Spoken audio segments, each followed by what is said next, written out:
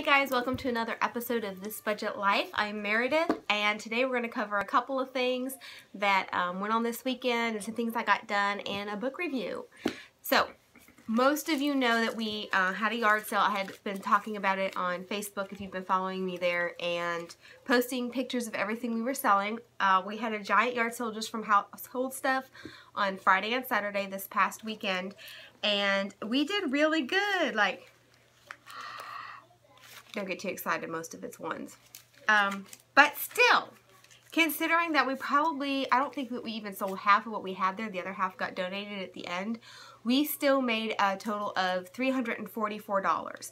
Now that is not counting a couple items that my kids sold out of their rooms, and I just kind of let them keep the money for that. And also one of the days my daughter stayed and helped me, and so I just kind of gave her $10 for helping with the toddlers, or let me run in and use the bathroom, and she stayed outside and just kept an eye on things. So we did really, really good. Everything that was not sold at the end of the yard sale on Saturday got donated to a local church, actually the one where I went to the Priscilla Shire event, and I can link the video down below where I talk about how that went. They are saving up to put an elevator in their church for their elderly and disabled members, and so they've been saving up for this for a couple of years, and they have a large rummage sale every year.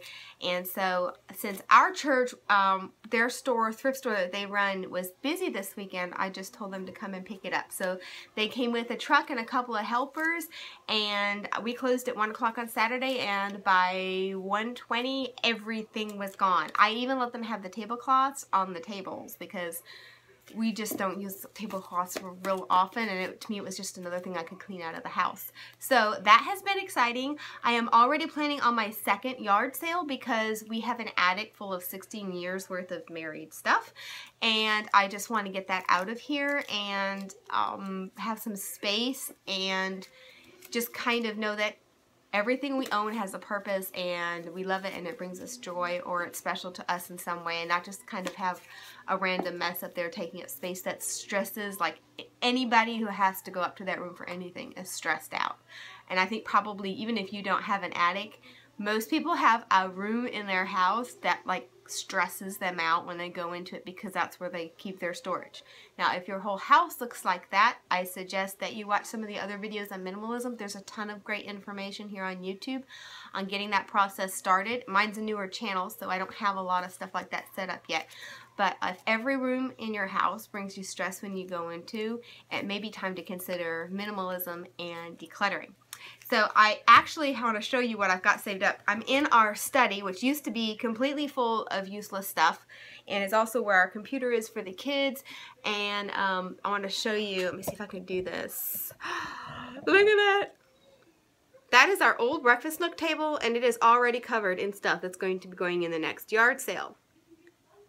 Alright, so I'm hoping to get the man, my husband, motivated to get up in the attic with me and probably wrangle the teenagers into it too, and get up there and get that stuff out and ready to go. We might not do it right away just because this is the spot where everything's going to get stored until we do the yard sale, and I'm kind of really enjoying the emptiness. The negative space that's turning up in the house has been really positive. So yard sale, totally awesome. I also got a book today, and I know I said that I was going to do a book review on Priscilla Shire's book, Fervent, and I am, but that is definitely more of a slow-going book as far as small sections to really digest and incorporate. And this book, this book is going to be the same thing in the sense that I'm going to reread it, but I kind of rushed through it. I just loved it. It's a very easy read. When we had slow times at the yard sale, I just had it there next to my cup of coffee at my little table, and I was reading through it.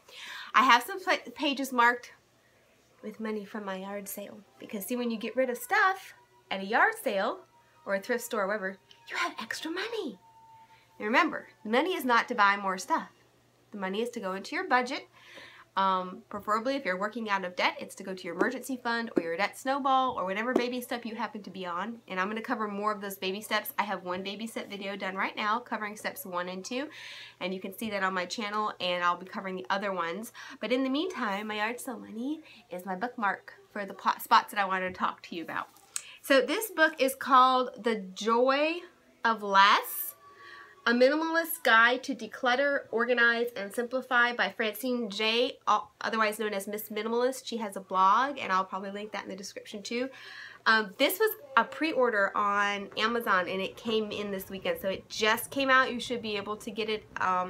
It's a really nice, clean book. It's got bright cherry colors in the inside, and I really liked it.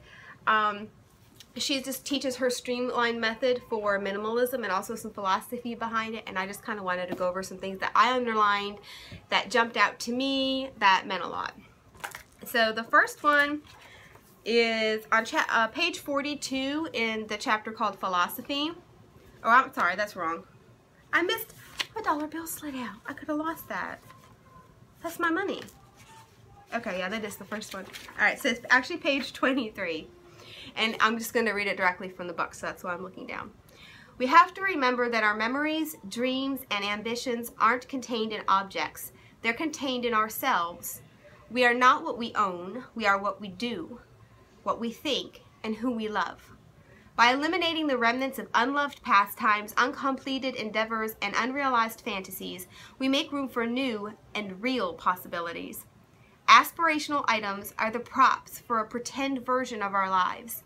We need to clear out this clutter so that we have the time, energy, and space to realize our true selves and our full potential. So, this is kind of my synopsis of this. This really jumped out to me, and I underlined it, and I don't almost never underline in books except for my Bible. And this is kind of how I condensed it down. Minimalism gives you the permission to choose the dream your life will be spent on. And this can be an incredibly freeing idea, because growing up in an American culture of consumerism and entitlement, especially entitlement in the as we see in the generations coming up, we don't really think that we have any other choice. I mean, you're supposed to, you go to high school, you're supposed to go to college, you're supposed to, most likely going to have student debts, and you're supposed to get the house, get the car, the family, and all the stuff in it.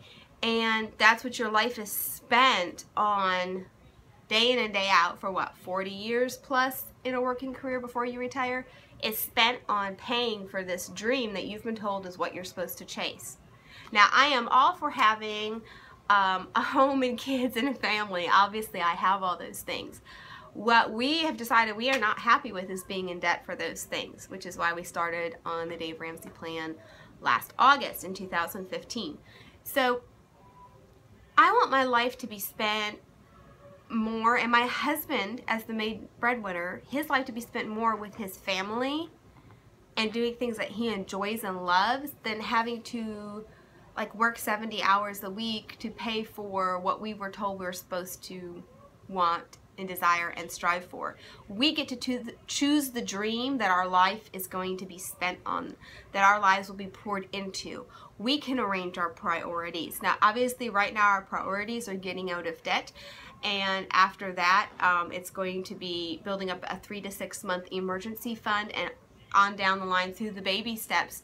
And somewhere in there, we definitely want to be able to, I think, sell this house and get a smaller one on more property so that we can have our own garden. I don't think we're going to need the same size house because of the, minimizing and stripping down and prioritizing. We're just not going to have all that stuff. And it's just the freedom that minimalism gives you. And I'm not talking about the minimalism where you own one fork, one knife, one spoon, a tank top, a pair of shorts, and a sleeping bag. That is not what I'm talking about. We have a family, but I'm talking about minimalism where stuff and items you own drop way, way down on the priority list. I mean, you're presentable and you're taking care of your family, but they drop on the priority list where they should be, underneath God and family time and serving others and giving and being charitable and, being debt-free. So that was a big deal to me. That's kind of one thing that jumped out at me right away. Now, we're on page 42. This is the other quote. She talks about being a gatekeeper of your house. and not just letting anything and everything into your house. You know, you don't have to let the McDonald's toys in. You don't have to keep every gift you've ever been given. And just kind of, you know, being that filter of what comes into your home when it comes to possessions, not just what your kids watch on TV or what they're listening to on their iPhone, but the actual physical items that take up space in your home. She says, in order to be a good gatekeeper, you have to think of your house as a sacred space, not a storage space. You are under no obligation to provide a home for every item and stray object that crosses your path. That is like a revelation for people. That's kind of a revelation for me too. All right?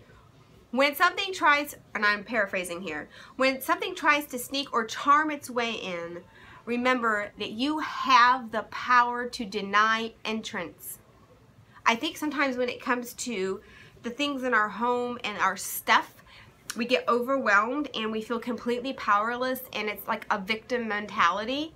And not that we necessarily recognize it as that, because these are inanimate objects. It's not like a person that's harming us that is making us feel like a victim. This is just the stuff in our home.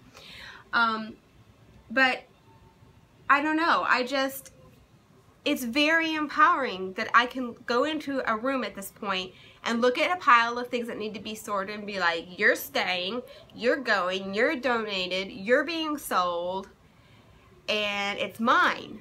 And I think this is an offshoot of budgeting. Taking control and being the general of my finances is starting to spread to other areas, like my wardrobe, where my time is spent, and the things in my home. And it's kind of an offshoot of stopping the victim mentality of just like, oh, I'm just overwhelmed by life and anxiety and all of these things, and deciding to step up and take control and be a man or be a woman and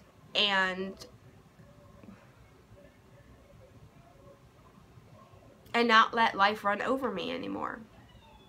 So I hope this is helpful to you guys, you know, these little things that I am coming across. I just know that it's a big deal to me, and I want it to be a, you know, blessing to the rest of you. I think that I had one more in here.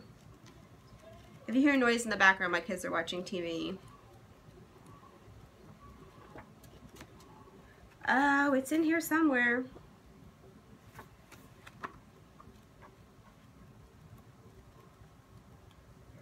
Well, you would think at this point, since I marked it with money, I could find it. Anyway, the book is amazing. I'll put a link to the Amazon spot. It was like $25, I think, which sounds like a lot, especially when you are working on paying out of debt.